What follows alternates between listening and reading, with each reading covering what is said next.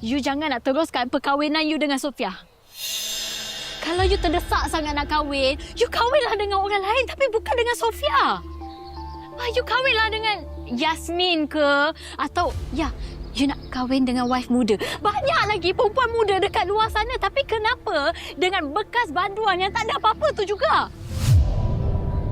You tu ada apa-apa ke? Sejak bila menantu ada hak nak tentukan hidup I? Alina. Ikut anak sekarang. Tak. Haris. I dengan Haris takkan setuju langsung kalau you kahwin dengan Sofia.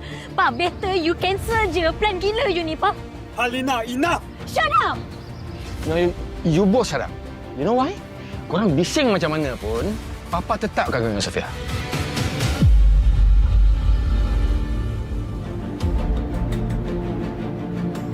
One more thing.